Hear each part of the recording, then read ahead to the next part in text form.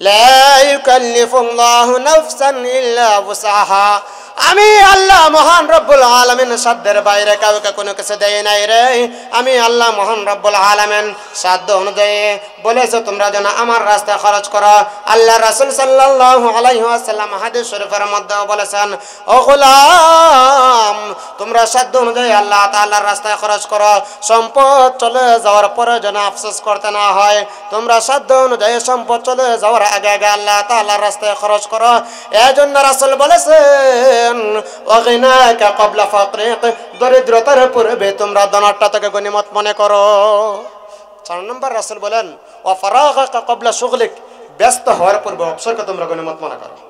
ব্যস্ত হওয়ার পূর্বে অবসরকে গনিমত মনে করো। আজ আমাদের সমাজের লোকেরা যখন অবসর থাকে অযথা সময়টা নষ্ট করে, যখন কাজ চলে আসে তখন করে আয় হায় রে, যদি এই সময়টা ওই সময়টা নষ্ট না করতাম, এই কাজটা সেরে ফেলতাম, তাহলে এখন আর আফসোস করতে হতো না। এই জন্য মুসলমান যখন যে কাজটা সামনে আসে তখন সঙ্গে সঙ্গে করে ফেলবেন। পবিত্র কোরআনুল কারীম হতে একটি আয়াত এবং রাসূল করিম সাল্লাল্লাহু আলাইহি ওয়াসাল্লামের অসংখ্য হাদিসের ভান্ডার হতে একটি হাদিস পাঠ করেছে। আল্লাহ চাহে তো সেই আয়াত এবং হাদিসকে সামনে রেখে আমি আপনাদের সামনে কিছু আলোচনা করার চেষ্টা করব ইনশাআল্লাহ। মুহতারাম হাজিরিন, দুনিয়াটা হচ্ছে পরীক্ষার হল। দুনিয়াটা পরীক্ষার হল। সেই পরীক্ষার হলের পরীক্ষক হলেন একমাত্র আল্লাহ মহান রব্বুল আলামিন। আর পরীক্ষার্থী হলো সারা দুনিয়ার সকল মানব জাতি, সকল মানুষ, আমরা সবাই পরীক্ষার্থী। আর পরীক্ষক হলেন একমাত্র আল্লাহ মহান রব্বুল আলামিন। আর দুনিয়াটা পরীক্ষার হল। দুনিয়াতে দেখবেন কলেজ, স্কুল, ইউনিভার্সিটি, মাদ্রাসাগুলিতে বছরে 3টা পরীক্ষা হয়।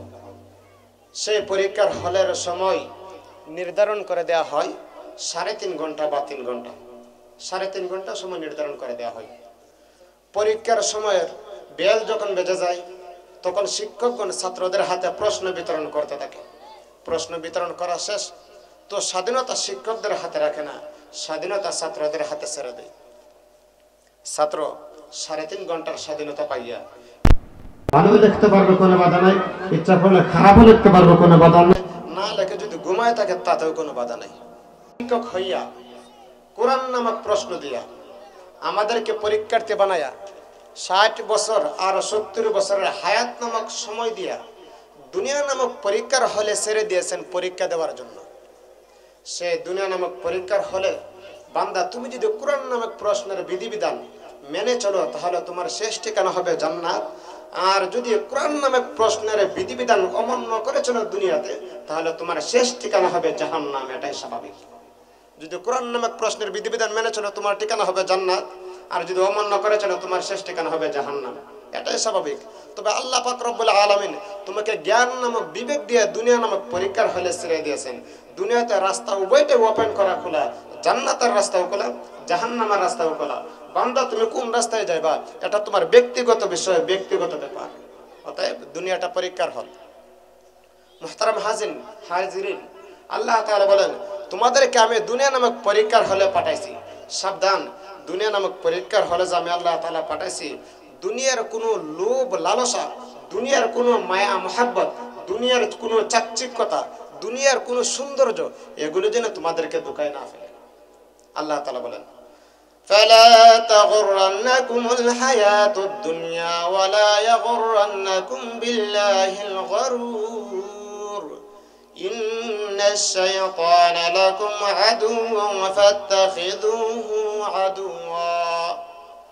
আল্লাহ মহান রব্বুল আলামিন পবিত্র কোরআনুল কারীমের মধ্যে সারা দুনিয়ার মানুষদেরকে উল্লেখ করে বলেন, দুনিয়ার মুসলমান ইমানদার তোমরা ভালো করে শোনো, ভালো করে শ্রবণ করো।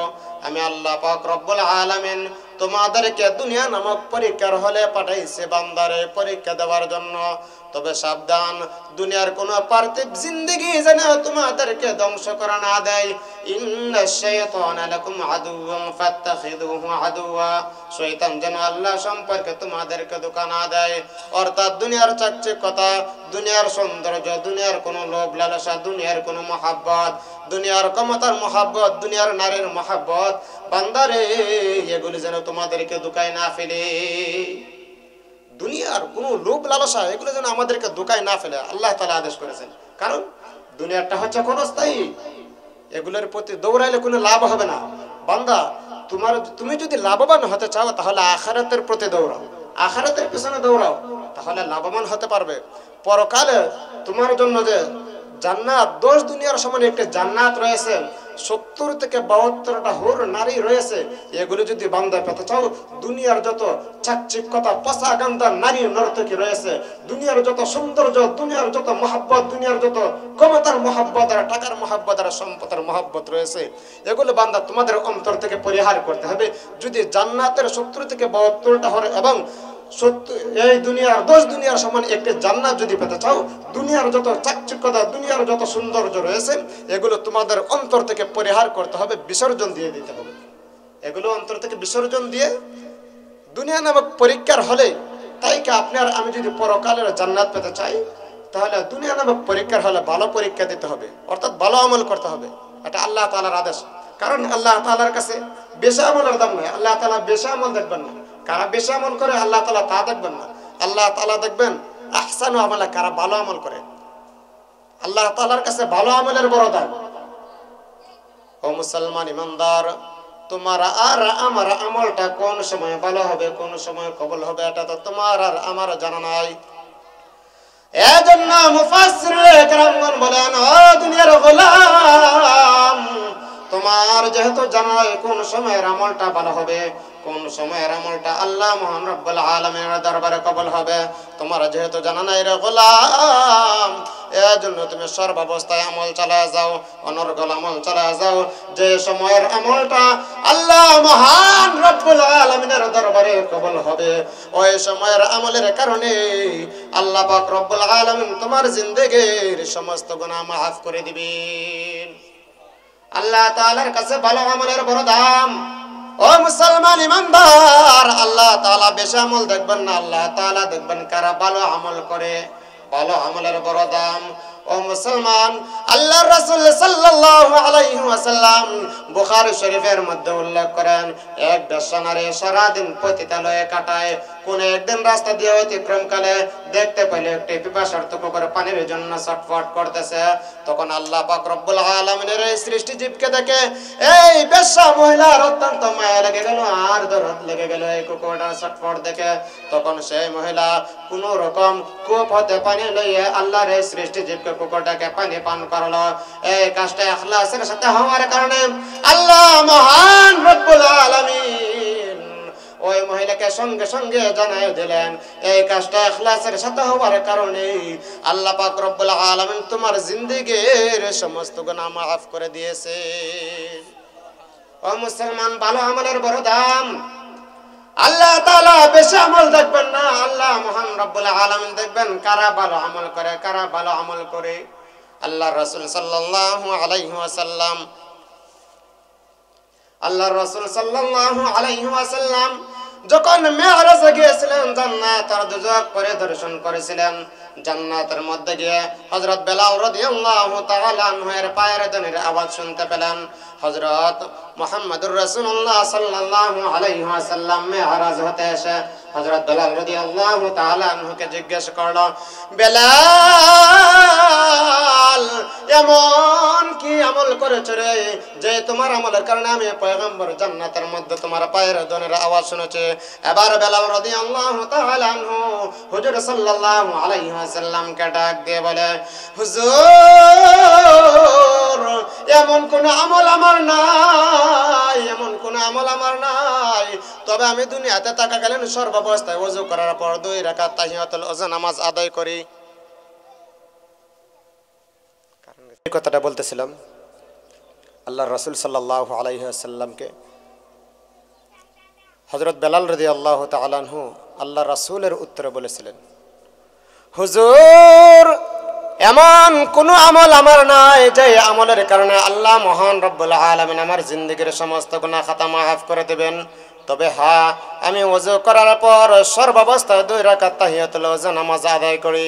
আমার মনে হয় আল্লাহ মহান রব্বুল আলামিন সেই আমলের কারণে আমাকে জান্নাতবাসী করে দিয়েছেন। ও মুসলমান, ভালো আমলের বড় দাম। বেশি আমলের কোনো দাম নাই আল্লাহ মহান রব্বুল আলামিনের কাছে।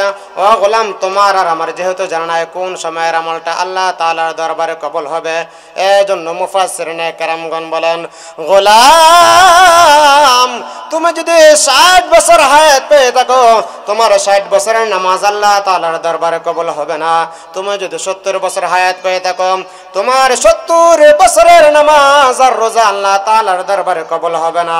তুমি যদি 100 বছর হায়াত পেয়ে থাকো, 100 বছরের কোরআন তেলাওয়াত আল্লাহ তাআলার দরবারে কবুল হবে না। ও মুসলমান, তাহলে কোন সময়ের আমলটা কবুল হবে? মুফাসসিরিনে কেরামগণ বলেন, তোমার আর আমার যেহেতু জানা নাই, এজন্য ও মুসলমান, নামাজের আমল অনর্গল চালায়া যাও, রোজার আমল চালায়া যাও, কোরআন তেলাওয়াতের আমল চালায়া যাও, চাষতার আমল চালায়া যাও, ইশরাকের আমল চালায়া যাও।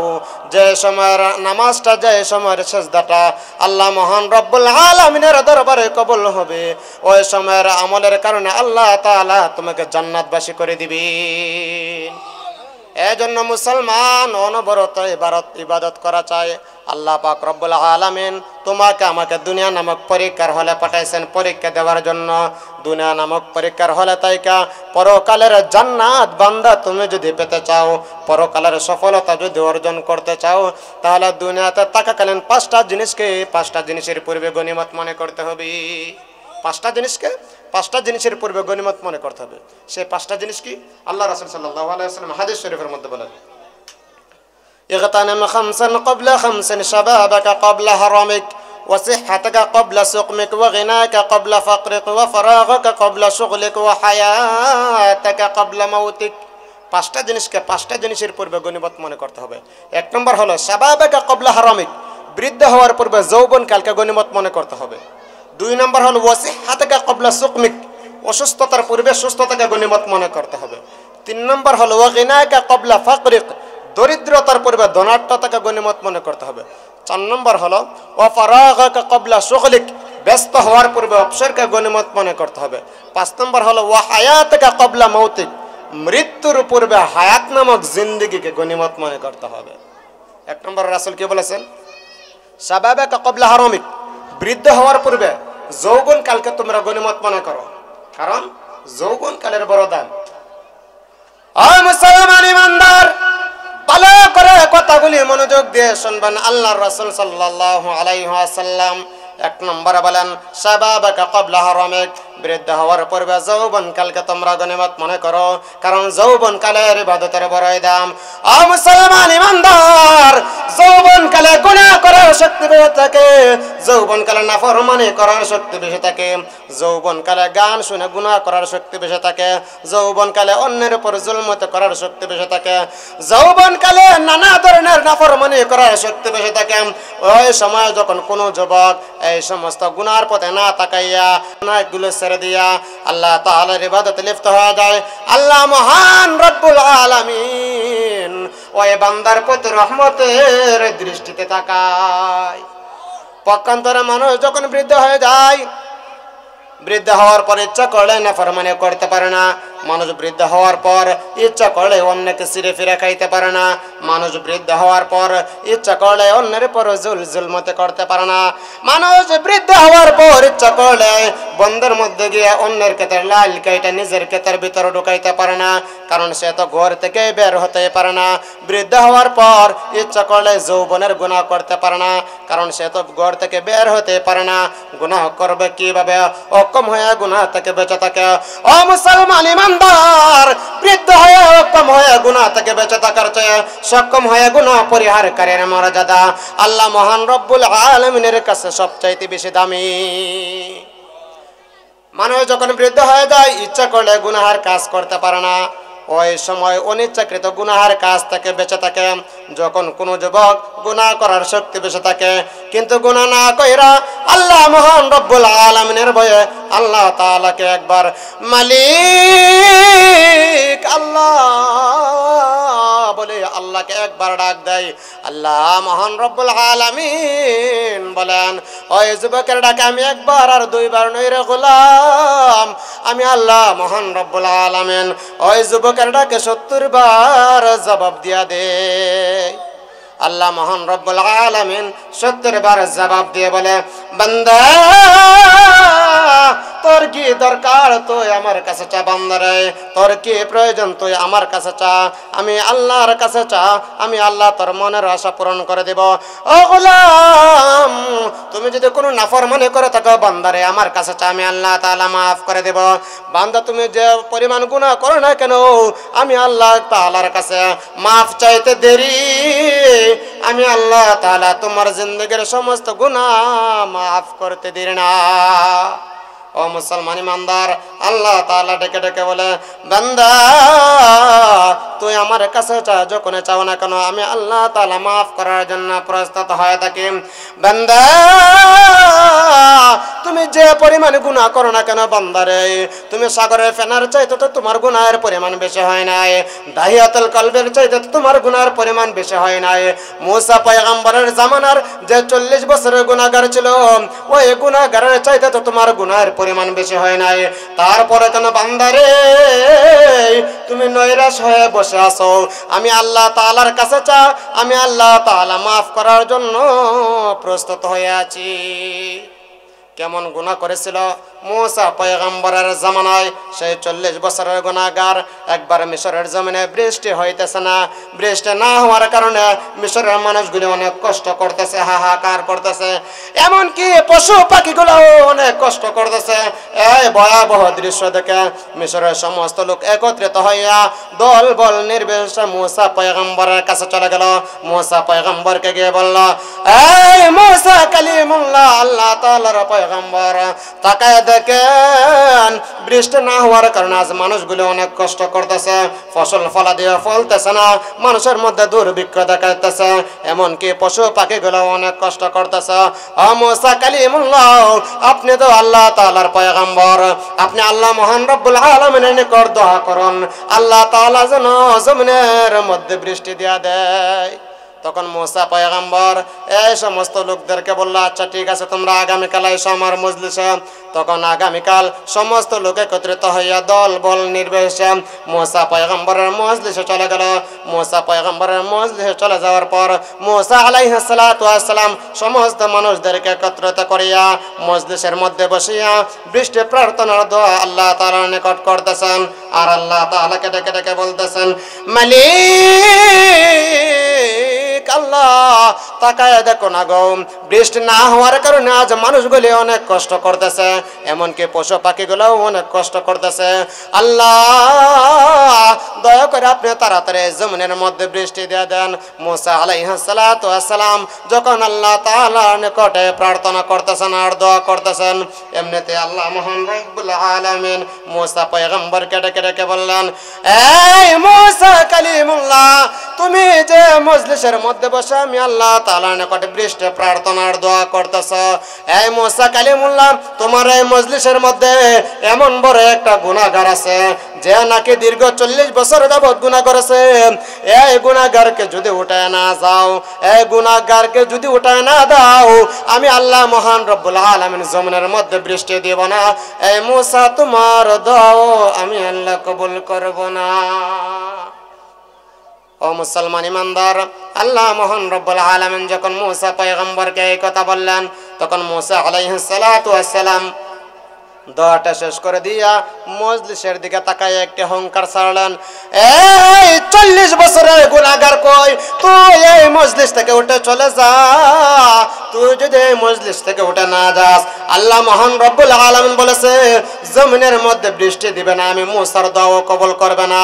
তুই যদি আমার কথা অনুযায়ী এই মজলিস থেকে উঠে না যাস, আল্লাহ মহান রব্বুল আলামিনের কাছ থেকে নাম ঠিকানা নিয়ে খানে ধরে উঠাইয়া দিব। ও মুসলমান ইমানদার, মুসা আলাইহিস সালাতু ওয়াস সালাম যখন এই কথা বললেন, এই কথা বলার পর মজলিসের মধ্যে হাহাকার শুরু হয়ে গেল, হই হুল্লোড় শুরু হয়ে গেল, একে অপরের দিকে তাকাতে লাগলো, একে অপরের দিকে তাকাতে লাগলো। কেউ তো মজলিস থেকে উঠতেছে না, আর যে নাকি 40 বছরের গুনাহগার সে তো অবশ্যই বুঝতে পারতেছে, হায় রে আমি হলাম সবচেয়ে বড় গুনাহগার, আমি হলাম সবচেয়ে বড় নাফরমান, না হয় আমার পাশে আরো কত মানুষ রয়েছে তারা দিয়ে আজ উঠতেছে না, তাহলে আমি হলাম সবচেয়ে বড় গুনাহগার। মুসা পয়গম্বরের এই কথা বলার পর মজলিসের মধ্যে হই হুল্লোড় শুরু হয়ে যাওয়ার পর তখন সেই 40 বছরের গুনাহগার অত্যন্ত চিন্তিত হয়ে পড়লেন, আমি হলাম বুঝে সবচেয়ে বড় গুনাহগার, আমি হলাম সবচেয়ে বড় নাফরমান, আমার মতো গুনাহগার বুঝে এই মজলিসের মধ্যে আর কেউ নয়। এই 40 বছরের গুনাহগার তখন অত্যন্ত চিন্তিত হয়ে পড়লেন, চিন্তিত হয়ে মনে মনে চিন্তা করতে লাগলো, এই মজলিস থেকে উঠে যদি চলে যায় মুসা পয়গম্বর ধরে ফেলবে, আমি হলাম সবচেয়ে বড় গুনাহগার। এই মজলিস থেকে উঠে যদি চলে যায় তাহলে সমাজের লোকেরা জেনে ফেলবে আমি হলাম সবচেয়ে বড় গুনাহগার, আমি হলাম সবচেয়ে বড় নাফরমান, আমি হলাম সবচেয়ে বড় জিনাকার, তাহলে কি করা যায়? তখন সেই 40 বছরের গুনাহগার চিন্তিত হইয়া আর কোনো পথ না পাইয়া আল্লাহ মহান রব্বুল আলামিনের প্রতি মুতাওয়াজ্জহ হয়ে গেলেন। আল্লাহ তাআলার প্রতি মুতাওয়াজ্জহ হইয়া আল্লাহ তাআলাকে এবার মনে মনে ডেকে ডেকে বলতেছেন, মালিক আল্লাহ, আমি হলাম বুঝি আজ এই মজলিসের মধ্যে সবচেয়ে বড় গুনাহগার, আমি হলাম সবচেয়ে বড় নাফরমান। আল্লাহ গো, আমি যে এত বড় গুনাহ করেছি, এত বড় পাপ করেছি, আমার মা বাবাও জানে না, আমার ছেলে সন্তানেরাও জানে না, আমি যে আজ এত বড় নাফরমান, আমি হলাম এত বড় গুনাহগার, আমি হলাম এত বড় নাফরমান, এই সমাজের কেউ লোকেরাও জানে না। আল্লাহ এই মজলিস থেকে যদি আজ উঠে চলে যায় তাহলে মুসা পয়গম্বর ধরে ফেলবে আমি হলাম সবচেয়ে বড় গুনাহগার। এই মজলিস থেকে যদি উঠে চলে যায় সমাজের লোকেরা জেনে ফেলবে আমি হলাম সবচেয়ে বড় জিনাকার, আমি হলাম সবচেয়ে বড় গুনাহগার। আল্লাহ, আমার গুনাহের কারণে আপনি কোনোদিন বৃষ্টি পানিও বন্ধ রাখেন নাই, আমার গুনাহের কারণে কোনোদিন রিজিক পানিও আমার জন্য বন্ধ রাখেন নাই রে আল্লাহ। আল্লাহ আপনার কাছে অনুরোধ করতেছি, আল্লাহ চোখের পানি সেরে সেরে আপনার নিকট কাকুতি মিনতি করতেছি, আল্লাহ দয়া করে মুসা পয়গম্বরের সামনে আর এই লোকদের সামনে আমাকে লজ্জা দিও না মালিক, দয়া করে আমার জিন্দগির সমস্ত গুনাহ খাতা মাফ করে দেন। 40 বছরের গুনাহগার যখন আল্লাহ তাআলার কাছে এই দোয়া করতেছেন তখন আল্লাহ মহান রব্বুল আলামিন এই 40 বছরের দোয়া অনুযায়ী সঙ্গে সঙ্গে জমিনের মধ্যে বৃষ্টি দিয়ে দিলেন। তখন মুসা পয়গম্বরের মেজাজটা আরো গরম হয়ে গেছে। কেমন গরম মেজাজওয়ালা নবী, আজরাইলের চক্ষু তাপ্পড় দিয়ে খানা কইরা লেছেন, এমন গরম মেজাজওয়ালা নবী। তখন মুসা পয়গম্বর আসমানের দিকে তাকাইয়া আল্লাহ তাআলাকে ডেকে ডেকে বলতেছেন, মালিক বলছিল কি আর করলা কি, বলেছিল তো 40 বছরের গুনাহগার যদি উঠে না যায় তাহলে জমিনের মধ্যে বৃষ্টি দিবেন না। এই মজলিস থেকে তো 40 বছরের গুনাহগার উঠে কেউ যায় নাই, তাহলে কেন জমিনের মধ্যে বৃষ্টি দিলেন? তখন আল্লাহ মহান রব্বুল আলামিন মুসা কালিমুল্লাহকে ডেকে ডেকে বলতেছেন, এই মুসা কালিমুল্লাহ, তুমি কি জানো না আমি আল্লাহর এক নাম রহমান? ও মুসা তুমি কি জানো না আমি আল্লাহর এক নাম রহিম? ও মুসা তুমি কি জানো না আমি আল্লাহর এক নাম গফফার? ও মুসা তুমি কি জানো না আমি আল্লাহর এক নাম সত্তার? ওরে মা বাবা দুনিয়াতে ছেলে সন্তানকে ভালোবাসে, ছেলে সন্তান মা বাবাকে ভালোবাসে। দুনিয়াতে যখন ছেলে সন্তান মা বাবার নিকট কোনো কিছুর জন্য কান্নাকাটি করে আবদার করতে থাকে, মা বাবা ওই সন্তানের আশার আবদার পূরণ না করে পারে না। এই মুসা পয়গম্বর এই সমস্ত বান্দার চাইতে, সমস্ত মাতা পিতার চাইতে তো আমার বান্দার প্রতি আমি আল্লাহ তাআলার মহব্বত বেশি। এই মুসা পয়গম্বর তুমি যখন বলেছো এই মজলিস থেকে 40 বছরের গুনাহগার উঠে চলে যাওয়ার জন্য, তোমার এই কথা শোনার পর সেই 40 বছরের গুনাহগার মজলিসের মধ্যে তাইকা আমি আল্লাহ মহান রব্বুল আলামিনের নিকট এমন ভাবে কাকুতি মিনতি করেছে, এমন ভাবে কান্নাকাটি করেছে, এমন ভাবে তওবা করেছে, তার তওবার কারণে আমি আল্লাহ রহমান রহিমের সাগরের মধ্যে জুজ শুরু হয়ে গেছে। এই মুসা কালিমুল্লাহ এই 40 বছরের গুনাহগার কাকুতি মিনতির কারণে আমি আল্লাহ মহান রব্বুল আলামিন তার জিন্দেগীর সমস্ত গুনাহ খাতা মাফ করে দিয়া তার নামটা আমি আল্লাহ তাআলা জান্নাতের খাতার মধ্যে লেখা আমি আল্লাহ তাআলা তোমার মজলিসের মধ্যে রাইখা আমি আল্লাহ তাআলা সঙ্গে সঙ্গে জমিনের মধ্যে বৃষ্টি দিয়া দিলাম। ও মুসলমান ইমানদার, আল্লাহ মহান রব্বুল আলামিন এত বড় 40 বছরের গুনাহগারকে যদি মাফ করতে পারে, আপনার আমি তো পয়গম্বর আরবি মুহাম্মদুর রাসূলুল্লাহ সাল্লাল্লাহু আলাইহি ওয়াসাল্লামের উম্মত, আল্লাহ তাআলা কি আপনাকে আমাকে মাফ করবেন না? হ্যাঁ, অবশ্যই আল্লাহ তাআলা আপনাকে আমাকে মাফ করবেন। আল্লাহ তাআলাকে ডেকে ডেকে বলেন, এ গোলাম, যে কোনো সময় আমি আল্লাহ তাআলাকে ডাক দাও না কেন, তবু আমি আল্লাহ তাআলা শুনে। আমাকে যদি ফজরে ডাক দাও তবু আমি আল্লাহ তাআলা শুনে। আমাকে যদি জোহরে ডাক দাও তবু আমি আল্লাহ তাআলা শুনে। আমাকে যদি আসরের সময় ডাক দাও তবু আমি আল্লাহ তাআলা শুনে। আমাকে যদি মাগরিবের সময় ডাক দাও তবু আমি আল্লাহ তাআলা শুনে। আমাকে যদি আসরের সময় ডাক দাও তবু আমি আল্লাহ তাআলা শুনে। আমাকে যদি তাহাজ্জুদের সময় ডাক দাও তবু আমি আল্লাহ তাআলা শুনে। বান্দারে, তুমি যখন জিন্দেগীর সমস্ত গুনাহ মাথায় লইয়াও আমি আল্লাহ মহান রব্বুল আলামিনের নিকট লালাইয়া বিলাইয়া কান্নাকাটি করতে থাকো আর চোখের পানি ছাড়তে থাকো, বান্দা তোমার চোখের পানিটা নাকের ডগায় আসার আগে আগে আমি আল্লাহ মহান রব্বুল আলামিন তোমার জিন্দেগীর সমস্ত গুনাহ খাতা মাফ করে দিয়া তোমার নামটা জাহান্নামের খাতা থেকে কাইটা আমি আল্লাহ মহান রব্বুল আলামিন তোমার নামটা জান্নাতের খাতায় লিখে দিই। এজন্য মুসলমান যৌবনকালে বেশি বেশি ইবাদত করা চাই। ইনশাআল্লাহ আমরা প্রতিজ্ঞা করে আজ থেকে যুবক অবস্থায় আল্লাহ তাআলাকে বেশি বেশি স্মরণ করব।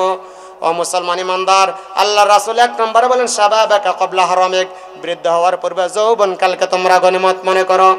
2 নম্বর হলো ওয়াসিহাতাকা ক্বাবলা সুকমিক, অসুস্থতার পূর্বে সুস্থতাকে তোমরা গনিমত মনে করো। কারণ সুস্থতা অনেক বড় নিয়ামত, যে অসুস্থ হয় সে বুঝে সুস্থতা কত বড় নিয়ামত। এজন্য অসুস্থতার পূর্বে সুস্থতাকে তোমরা গনিমত মনে করে আল্লাহ তাআলার ইবাদত করো। আজ আমাদের সমাজের সুশীল নামের কিছু কুশীল, তারা সুস্থতা থাকাকালীন আল্লাহ তাআলার ইবাদত করে না, যখন অসুস্থ হয়ে যায় ঘরের বেডের মধ্যে বিছানার মধ্যে শুয়ে শুয়ে তারা মনে মনে চিন্তা করে, হায় রে, আজকে যদি সুস্থ থাকতাম তাহলে মসজিদের মধ্যে গিয়ে ফরজ নামাজটা আদায় করতে পারতাম। আজ যদি সুস্থ থাকতাম দাওয়াত ও তাবলীগের কাজে গিয়ে সময়টা লাগাতে পারতাম। এই ভদ্রলোকের বাচ্চা ঘরের বেডের মধ্যে অসুস্থ অবস্থায় শুয়ে শুয়ে চিন্তা করে, হায় রে, আজকে যদি সুস্থ থাকতাম হজটা ফরজ হয়ে রয়েছে, হজটা আদায় করতে পারতাম। আজ যদি সুস্থ থাকতাম বল্লা দারুল কোরআন হাফজে মাদ্রাসার মাহফিল চলতেছে, বক্তাদের ওয়াজ নসিহত গিয়ে শুনতে পারতাম। আজ যদি সুস্থ থাকতাম দিনের কাজে সময়টা লাগাতে পারতাম। অথচ দেখা যায় এই ভদ্রলোক এক সময় সুস্থ ছিল, কিন্তু সে সুস্থ সময়টাকে কাজে লাগায় নাই, অযথা সময়টাকে নষ্ট করেছে। আজ দেখা যাচ্ছে ঘরের বেডের মধ্যে শুয়ে শুয়ে চিন্তা করতেছে, হায় রে, আজকে যদি সুস্থ থাকতাম তাহলে এই সমস্ত ইবাদতগুলি করতে পারতাম। ও মুসলমান, এই আফসোস করার কোনো প্রয়োজন নাই। আল্লাহর রাসূল সাল্লাল্লাহু আলাইহি ওয়াসাল্লাম এজন্য হাদিস শরীফের মধ্যে বলেছেন, গোলাম, তোমরা সুস্থতার পূর্বে অসুস্থতার পূর্বে তোমরা সুস্থতাকে তোমরা গনিমত মনে করো, অসুস্থ হওয়ার পূর্বে সুস্থতাকে তোমরা গনিমত মনে করো। আল্লাহর রাসূল সাল্লাল্লাহু আলাইহি ওয়াসাল্লাম বারবার এই কথা বলেছেন। ও মুসলমান ইমানদার, সুস্থতা থাকাকালীন যদি তুমি ফরজ ইবাদতের পরেও যদি তুমি নফল ইবাদতে অভ্যস্ত হও, তাসবিহ তাহলিলে অভ্যস্ত হও, জিকির আজকারে অভ্যস্ত হও, কোরআন তেলাওয়াতে অভ্যস্ত হও, অসুস্থ হওয়ার পর যদি এই সমস্ত ফরজ বিধানের পরেও যদি তুমি নফল ইবাদত না করতে পারো, আল্লাহ মহান রব্বুল আলামিন বলে, আমার ওই বান্দা সুস্থতা থাকাকালীন ফরজ ইবাদতের পর নফল ইবাদত করতেও আজ সে অসুস্থ হয়ে গেছে, ফরজ ইবাদতের পর নফল ইবাদত করতে পারতেছে না। ফেরেশতারে, তোমরা আমার ওই বান্দার আমলনামায় সুস্থতা থাকাকালীন নফল ইবাদতের সওয়াব অসুস্থতা থাকাকালীন তোমরা লিখে দাও। এজন্য মুসলমান, ওয়াসিহাতাকা ক্বাবলা সুকমিক, অসুস্থতার পূর্বে সুস্থতাকে তোমরা গনিমত মনে করো। 3 নম্বরে রাসূল সাল্লাল্লাহু আলাইহি ওয়াসাল্লাম বলেন, ওয়া গিনাকা ক্বাবলা ফাকরিক, দরিদ্রতার পূর্বে ধনাঢ্যতাকে তোমরা গনিমত মনে করো। তোমাদের যতটুকু সম্পদ আছে এই সম্পদ চলে যাওয়ার আগে আগে তোমরা দান খেরাত করে তোমরা গনিমত মনে করো। কারণ আল্লাহ তাআলা সাধ্যের বাইরে কাউকে কোনো কিছু দেন নাই, তোমরা সাধ্য অনুযায়ী তোমরা দান করো, আল্লাহ তাআলা বলেন। আজ আমাদের সমাজের লোকেরা মনে মনে চিন্তা করে আগে লাখপতি কোটিপতি হয়ে এলে তারপর মাদ্রাসা মসজিদে দান করব, অথচ দিন দিন দেখা যায় উন্নতি না হয়ে অবনতি হচ্ছে, আর এটা হওয়া অস্বাভাবিক। এর জন্য মুসলমান, সম্পদ চলে যাওয়ার আগে আগে আল্লাহ তাআলার রাস্তায় তোমাদের সামর্থ্য অনুযায়ী খরচ করো। আল্লাহ তাআলা বলেন, লা ইউকাল্লিফুল্লাহু নাফসান ইল্লা উসআহা। আমি আল্লাহ মহান রব্বুল আলামিন সাধ্যের বাইরে কাউকে কোনো কিছু দেয় নাই রে। আমি আল্লাহ মহান রব্বুল আলামিন সাধ্য অনুযায়ী বলেছে তোমরা যেন আমার রাস্তায় খরচ করো। আল্লাহ রাসূল সাল্লাল্লাহু আলাইহি ওয়াসাল্লাম হাদিস শরীফের মধ্যে বলেছেন, ও গোলাম তোমরা সাধ্য অনুযায়ী আল্লাহ তাআলার রাস্তায় খরচ করো, সম্পদ চলে যাওয়ার পরে যেন আফসোস করতে না হয়। তোমরা সাধ্য অনুযায়ী সম্পদ চলে যাওয়ার আগে আগে আল্লাহ তাআলার রাস্তায় খরচ করো। এজন্য রাসূল বলেছেন, ওয়াগিনাকা ক্বাবলা ফাকরিক, দরিদ্রতার পূর্বে তোমরা ধনটা থেকে গনিমত মনে করো। 4 নম্বর রাসূল বলেন, ওয়া ফারাগাকা ক্বাবলা শুগলিক, ব্যস্ত হওয়ার পূর্বে অবসরকে তোমরা গনিমত মনে করো। ব্যস্ত হওয়ার পূর্বে অবসরকে গনিমত মনে করো। আজ আমাদের সমাজের লোকেরা যখন অবসর থাকে অযথা সময়টা নষ্ট করে, যখন কাজ চলে আসে তখন করে আয় হায় রে, যদি এই সময়টা ওই সময়টা নষ্ট না করতাম, এই কাজটা সেরে ফেলতাম, তাহলে এখন আর আফসোস করতে হতো না। এই জন্য মুসলমান যখন যে কাজটা সামনে আসে তখন সঙ্গে সঙ্গে করে ফেলবেন। অর্থাৎ আমি এখান থেকে এটা বোঝাতে চাই, যখন আপনারা অবসর থাকবেন সঙ্গে সঙ্গে জিকির আজকার নফল ইবাদত তাসবিহ তাহলিলে লিপ্ত হয়ে যাবেন, পরবর্তীতে যেন আফসোস করতে না হয়। ও মুসলমান, পরবর্তীতে আফসোস করলে কোনো লাভ হবে না। আল্লাহ রাসূল সাল্লাল্লাহু আলাইহি ওয়াসাল্লাম একবার কবরস্থানের পাশ দিয়ে অতিক্রম কালে সাহাবায়ে কেরামদেরকে ডেকে ডেকে বলতেছেন, আমার সাহাবারা তোমরা কি জানো এই কবরওয়ালা কিসের জন্য কান্নাকাটি করতেছে, কিসের জন্য আফসোস করতেছে? সাহাবায়ে কেরাম আল্লাহর রাসূলকে ডাক দিয়ে বলেন, হুজুর আল্লাহর রাসূল এবং আল্লাহই তো ভালো জানেন, আমরা কি করে জানবো? তখন আল্লাহ রাসূল সাল্লাল্লাহু আলাইহি ওয়াসাল্লাম বলেন, আমার সাহাবারা তোমরা ভালো করে শোনো, ভালো করে শ্রবণ করো, আমার সেই কবরওয়ালা আমার বান্দা এই জন্য আফসোস করতেছে আর বলতেছে, আহারে যদি 2টা মিনিট সময় পাইতাম, যদি 5টা মিনিট সময় পাইতাম, 2 রাকাত নফল ইবাদত করতে পারতাম। অথচ সেও আমার সাহাবারা তোমরা ভালো করে শোনো, জীবনের অন্তিম মুহূর্তে বিরাট সময় পার করেছে, সে যদি নফল ইবাদত করত তাহলে নফল ইবাদতের পাহাড় গড়তে পারত। আজ সে কবরওয়ালা হয়ে গেছে, সে যদি 1000 বছর চিল্লায় তাহলে কোনো লাভ হবে না, লাভ হবে না, কোনো লাভ হবে না। এই জন্য আল্লাহ রাসূল সাল্লাল্লাহু আলাইহি ওয়াসাল্লাম বলেন, ওয়া ফারাগাকা ক্বাবলা শুগলিক, ব্যস্ত হওয়ার পূর্বে তোমরা অবসরকে তোমরা গনিমত মনে করো। এই গেল 4 নম্বর। 5 নম্বর রাসূল সাল্লাল্লাহু আলাইহি ওয়াসাল্লাম বলেন, ওয়া হায়াতাকা ক্বাবলা মাউতিক, মৃত্যুর পূর্বে হায়াত নামক জিন্দেগিকে তোমরা গনিমত মনে করো। হায়াত নামক জিন্দেগিতে আল্লাহ তাআলা কতগুলা নিয়ামত দিয়েছে, বান্দা একটু চিন্তা করে দেখছো? আল্লাহ তাআলা বলেন, লাকাদ খালাকনাল ইনসানা ফি আহসানি তাকওয়িম, বালিশের সাথে বান্দা তুমি মাথাটা লাগাই একটু চিন্তা করো, বালিশের সাথে বান্দা তুমি মাথাটা লাগাই একটু চিন্তা করো, আমি আল্লাহ তাআলা হায়াত নামক জিন্দেগিতে তোমাদেরকে কতগুলা নিয়ামত দিছি। তোমরা বালিশের সাথে মাথাটা লাগাই একটু চিন্তা করে দেখো, আমি আল্লাহ মহান রব্বুল আলামিন তোমাদেরকে সৃষ্টি করার পর আমি আল্লাহ তাআলা শ্রেষ্ঠ বলে ঘোষণা দিয়েছি। ফেরেশতাদেরকে আমি আল্লাহ মহান রব্বুল আলামিন সৃষ্টি করলাম, কিন্তু তাদেরকে শ্রেষ্ঠ বলে ঘোষণা দেয় নাই। আসমান জমিন সৃষ্টি করলাম, তাদেরকে শ্রেষ্ঠ বলে ঘোষণা দেয় নাই। পাহাড় পর্বত আমি আল্লাহ তাআলা সৃষ্টি করলাম, কিন্তু তাদেরকে শ্রেষ্ঠ বলে ঘোষণা দেয় নাই। মানুষ আমি আল্লাহ তাআলা তাদেরকে সৃষ্টি করার পর কুরআনুল কারীমে বান্দারে তাদেরকে শ্রেষ্ঠ বলে ঘোষণা দিয়েছি। আরো চিন্তা করে দেখো বান্দারা, কতগুলো নিয়ামত আমি আল্লাহ তাআলা তোমাদেরকে দিয়েছি চলার জন্য। 2টা চক্ষু নামক আমি আল্লাহ তাআলা দৃষ্টি শক্তি দান করলাম। সেই দৃষ্টি শক্তির পাওয়ার বান্দা তুমি কত জানো রে? যে দৃষ্টি শক্তি দিয়ে তুমি কোটি কোটি মাইল দূরের রাস্তা দেখতে পাও। বৈজ্ঞানিক বিদ্যুৎ আবিষ্কার করেছে বিদ্যুৎ প্রতি সেকেন্ডে লক্ষ মাইল দৌড়াইতে পারে, কিন্তু আল্লাহ মহান রব্বুল আলামিন চক্ষু নামক দৃষ্টি শক্তি রাখেন। এমন পাওয়ার, এমন জ্যোতি দিয়ে আল্লাহ তাআলা সৃষ্টি করেছেন, প্রতি সেকেন্ডে জমিন থেকে 9 কোটি 30 লক্ষ মাইল উপরে সূর্য আমরা তাকাইলে প্রতি সেকেন্ডে দেখতে পাই। আল্লাহ মহান রব্বুল আলামিন বান্দারে কতগুলা নিয়ামত দ্বারা তোমাকে আমাকে সৃষ্টি করেছেন। কেমন ব্রেন, কেমন একটা জ্ঞান আল্লাহ তাআলা আমাদেরকে দান করেছেন। ভালো মন্দ বুঝার শক্তি আল্লাহ তাআলা আমাদেরকে দান করেছেন। আল্লাহ তাআলা বলে, গোলাম আমি আল্লাহ তাআলা শয়তানকে সৃষ্টি করলাম, কিন্তু শয়তানকে মন্দ বুঝার শক্তি দিয়েছে, ভালো বুঝার শক্তি দেয় নাই। ফেরেশতাদেরকে আমি আল্লাহ তাআলা সৃষ্টি করলাম, কিন্তু তাদেরকে আমি আল্লাহ তাআলা শুধু ভালো বোঝার শক্তি দিয়েছে, মন্দ বোঝার শক্তি দেয় নাই। আমি আল্লাহ মহান রব্বুল আলামিন মানুষদেরকে এমন একটা জ্ঞান দ্বারা আমি আল্লাহ তাআলা সৃষ্টি করেছি। বান্দারে কেউ মুসলমান ইমানদার, আল্লাহ তাআলা এতগুলা নিয়ামত দ্বারা তোমাকে আমাকে সৃষ্টি করেছেন, সাজাইছেন। আল্লাহ তাআলা বলেন একমাত্র গোলামি করবে আমি আল্লাহ তাআলা। এজন্য হায়াত নামক জিন্দেগিতে তোমাকে আমাকে আল্লাহ তাআলার ইবাদত করতে হবে। অন্য কারো গোলামি করলে জাহান্নাম ছাড়া কোনো রাস্তা নেই। একমাত্র আল্লাহ তাআলার দেওয়া জিন্দেগিতে আল্লাহ তাআলার নিয়ামত খাইয়া আল্লাহ মহান রব্বুল আলামিনের ইবাদত করতে হবে। এছাড়া আল্লাহ তাআলা ব্যতীত অন্য কোনো দেব দিকে মুশরিক আর নেতার নেত্রীর পূজা করলে জাহান্নাম ছাড়া কোনো রাস্তা থাকবে না, জাহান্নামে আমাদেরকে যেতে হবে।